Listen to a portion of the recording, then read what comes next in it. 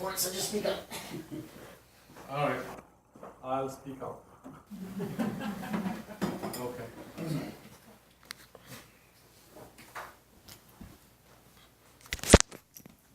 Today's Torah.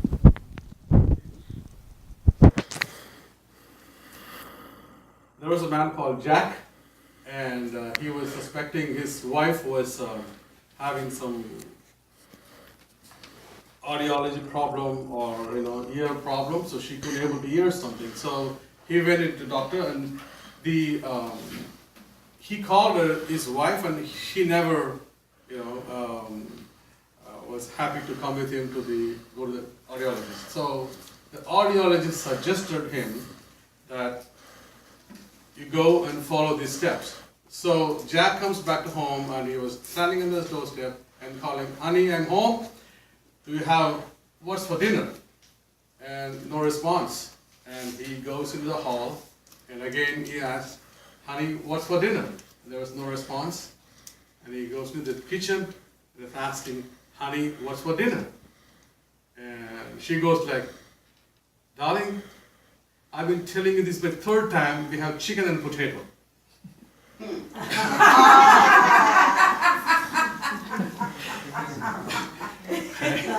So, listen.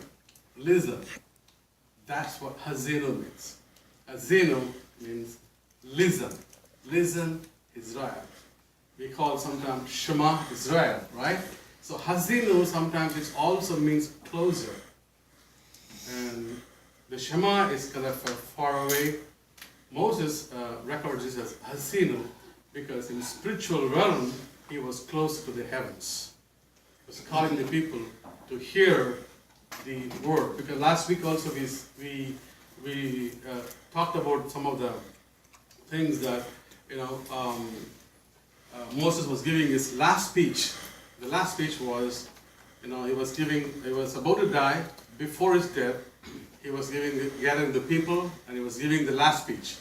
So this is what he was giving. He was gathering here, and he was narrating back all the covenants that God made with him. This is the shortest or the smallest one in the Torah portion, and this Torah is very, very important Torah because it falls between Rosh Hashanah and Yom Kippur.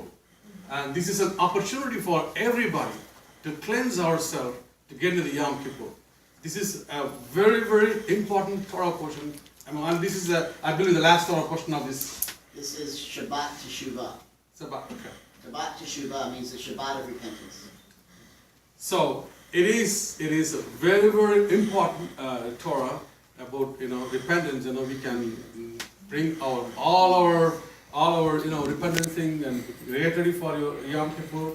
So, and also Moses was telling to them, because Israel is kind of a rope of the inheritance. They are the rope between the heavens and the earth. Israelis, the Jewish people of Yaakov. And meaning that the rope has a lot of threads. The more the threads, the more the stronger. The more the threads, the more the stronger. So the life of ourselves, or we can talk about the Jewish or Israelite, it's only about Torah. The life is only about the Torah. We must live according to the Torah. So the more Torah we observe, the more stronger we become. That's what it is. It's like a rope. So the stronger rope, it's a connection between the earth and the heavens that we need to have. We must follow the Torah. Because as Gentiles, I was following only 10 commandments. That's all I knew, because that's what I was taught. But Jesus, he told me, he came to fulfill the laws. He didn't say that I came to fulfill 10 commandments. No, he said that I came to fulfill the laws, not to destroy them. So it's very important for us to follow and observe all the Torahs which is mentioned in the Bible.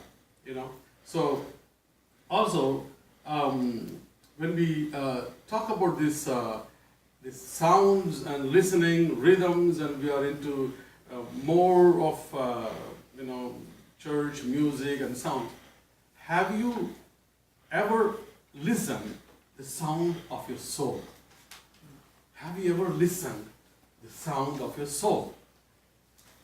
You know, God created a man from the clay, and He blew His, His spirit into his nostrils, and we became man, and he became man, right? And have we ever tried to hear the sound of soul? Soul in Hebrew is neshemu and nefesh, and it is from the root word called neshema. Neshema is breath. David writes in his Psalms, in 150th Psalms, that every soul should praise God. Every soul should praise His gloriously, right? But actually, Rabbi describes in a different way that every breath shall praise God. Every breath in this earth shall praise God. You know, whenever we take a deep breath, we must praise God at the time. Whenever we make a deep breath, it is not our might, it's not our power, it's not our wealth or health. It is the grace of God that we are still having one more breath in our life today. It's not just like that we are. You know, that's very, very important. So the breath, and it is the root word, the shemu, means the breath. So how many of us will listen the sound of our soul? We will start listening to that one. The more we adopt, the more we observe the Torah, we are making the more good connections to the God. So we need and we must listen to God in our life. That's what Moses was telling to the Israel people before he was sending. He was given an opportunity to go up the mountains of Nebo, just only to see it, not to enter into the Israel land. But he was giving an alarm, a sign for these people to listen and hear and walk through the Torah. Thank you. Thank you, Ramesh. Yep, following Torah is important. Not for salvation,